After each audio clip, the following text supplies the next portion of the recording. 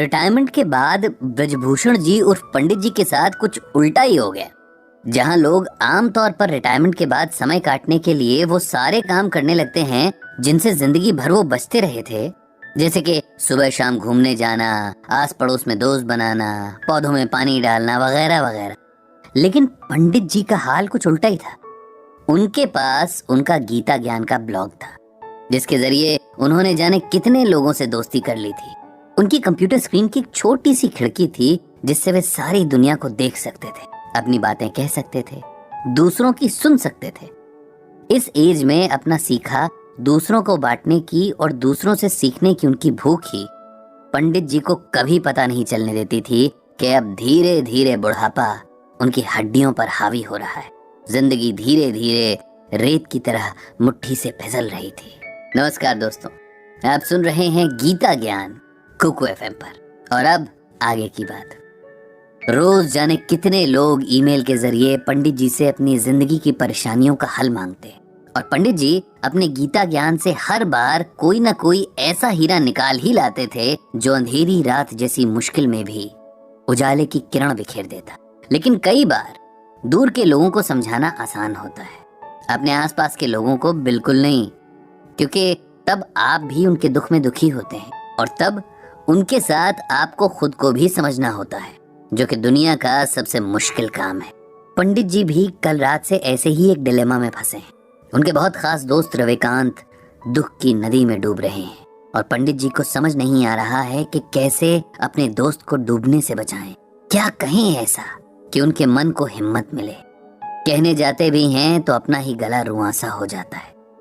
रह रह कर बस पुराने वक्त की यादें आंखों के आगे आ जाती हैं। यादें जिनमें वे खुद हैं, उनकी पत्नी है रविकांत हैं और रविकांत की पत्नी रश्मि है, जो कल अचानक से उनके दोस्त को अलविदा कहकर अनंत की यात्रा पर निकल गई हैं और पीछे छोड़ गई हैं उनके दोस्त को, जिसके बारे में तमाम मित्र मंडली मजाक बनाती थी कि वो तो किसी के सपने में भी बिना रश्मि के नहीं जाता। रश्मि और रविकांत की कहानी याद करके पंडित जी बार बार भावुक हो जाते हैं।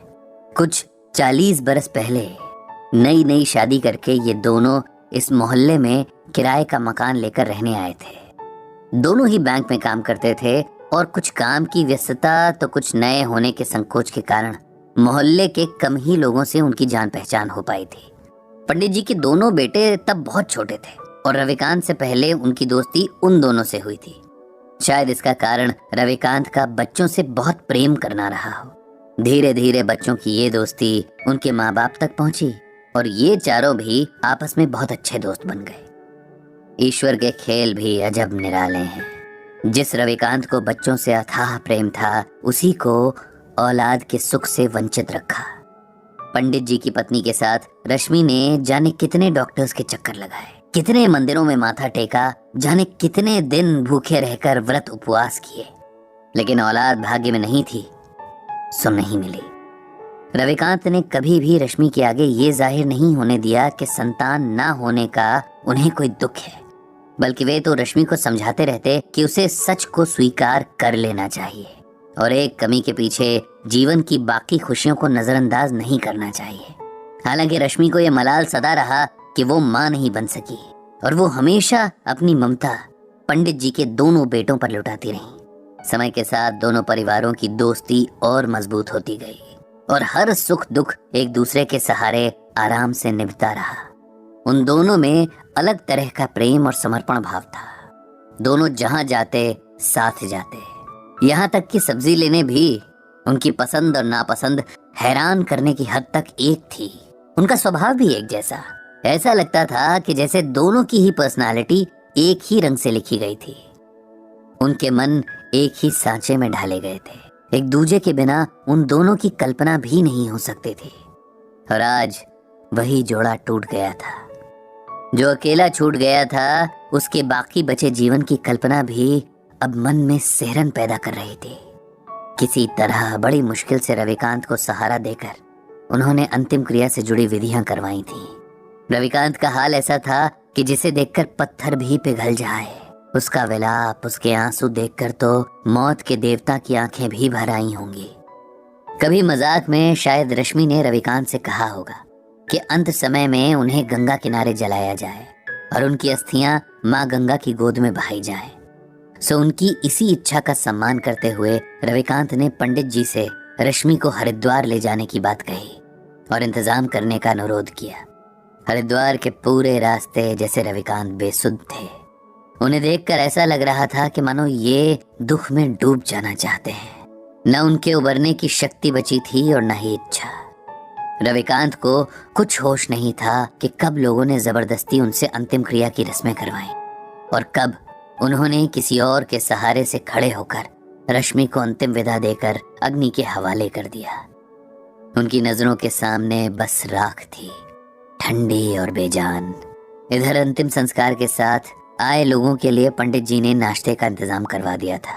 सब उधर बिजी थे और रविकांत अकेले एक बेंच पर बैठे जाने दुख के कितने गहरे समंदर में डूबे जा रहे थे। दूर खड़े पंडित जी ये सब देख रहे थे। उन्होंने तय किया कि उन्हें रविकांत को इस सदमे से बाहर लाना ही होगा, उन्हें सच को स्वीकार करने का हौसला देना ही होगा, क्योंकि अगर ये अभी न हुआ तो कभी नहीं हो सकेगा। रविकांत के पास जाकर उन्होंने धीरे से उसके कंधे पर हाथ रखा और ऊंची आवाज में भगवद गीता का ये श्लोक पढ़ा। नैनम छिंदन्ति शस्त्राणि नैनम दहति पावकः न चैनम क्लेदयन्त्यापो न शोष्यति मारुतः। जानते हो रविकांत, इस श्लोक का अर्थ क्या है? श्लोक का अर्थ है आत्मा को न औजार काट सकते हैं, न आग उसे जला सकती है, न पानी उसे भिगो सकता है, न हवा उसे सुखा सकती है। आत्मा अजर और अमर है। ये श्लोक श्रीमद् भागवत के दूसरे अध्याय में है, उसी गीता में जो स्वयं भगवान श्री कृष्ण के श्रीमुख से अमृत बनकर बरसी और जिसकी ज्ञान गंगा में भीगने वाला हर मन मोक्ष पा लेता है। रविकांत का ध्यान आज सुनी हुई सारी बातों में बस इसी बात ने थोड़ा सा उसकी ओर खींचा। उन्होंने पंडित जी से पूछा कि उनके सुनाए श्लोक का यहाँ क्या मतलब है, क्या संबंध है? क्योंकि तुम शरीर और आत्मा का फर्क भूल रहे हो मेरे दोस्त। अपनी प्रिय पत्नी के शोक में तुम इस सच को अनदेखा कर रहे हो कि उसका सिर्फ शरीर नष्ट हुआ है, उसे चलाने वाली आत्मा नहीं, क्योंकि आत्मा तो अजर अमर है। एक शरीर से दूसरे शरीर की यात्रा करती है, एक जन्म से दूसरे जन्म का फेरा लगाती है। जो मिटा वो मिट्टी थी, जो जीवन शक्ति थी वो अब भी वही है, किसी और मिट्टी में जान फूंकने चली गई है। उसके लिए शोक करना बेकार है, ये उस आत्मा का अपमान भी है। उसे सम्मान के साथ विदा करना ही समझदारी है। यही बात हमें गीता में भगवान श्री कृष्ण अर्जुन को समझाने के बहाने समझा रहे हैं। हमारे मोह माया के बंधन हमें सच्चे लगते हैं, लेकिन सच सिर्फ एक है और ये वही सच है जिसे भगवान श्री कृष्ण ने अर्जुन को बताया है कि आत्मा अजर और अमर है। इसीलिए शरीर के प्रति प्रेम रखना व्यर्थ है। तुम्हारी रश्मि की देह का साथ तुम्हारे साथ बस यहीं तक का था। इस सच को स्वीकार कर लो और उसकी मृत्यु को उसी भाव से स्वीकार करो जिस भाव से उसके साथ को स्वीकार किया था। माता पिता, बेटा बेटी, पति पत्नी, ये सब रिश्ते देह से जुड़े हैं। आत्मा इन रिश्तों से आजाद है। वो किसी अभिनेता की तरह बस किरदार निभाने तक देह में रहती है। किरदार खत्म तो आत्मा भी किसी और किरदार को निभाने निकल जाती है। जो अब तक जिया उसकी अच्छी यादों को समेट लो, वही जीवन की कमाई है।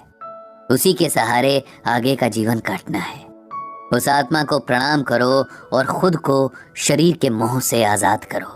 पंडित जी की इन बातों को सुनकर और भगवद गीता के श्लोक की व्याख्या सुनकर रविकांत के मन को ऐसी हिम्मत मिली जैसे किसी डूबते हुए को किसी मजबूत हाथ का सहारा मिल गया हो। जीवन के लिखे को स्वीकार करने की प्रेरणा ने जैसे उसके डगमगाते कदमों में ताकत भर दी थी। उसने तय किया कि अपनी मर चुकी पत्नी की यादों को सम्मान देते हुए अब उसकी मृत्यु की सच्चाई को भी सम्मान देगा और साथ ही और भी गहराई से श्रीमद् भगवद गीता के ज्ञान को समझेगा।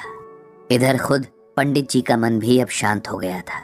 उन्होंने मन ही मन श्रीमद् भगवद गीता और भगवान श्री कृष्ण को प्रणाम किया। उनको धन्यवाद दिया कि उन्होंने गीता के रूप में मनुष्य के लिए हर मुश्किल परिस्थिति का हल पहले से ही बता दिया है, बस उसे ढूंढने और समझने की जरूरत।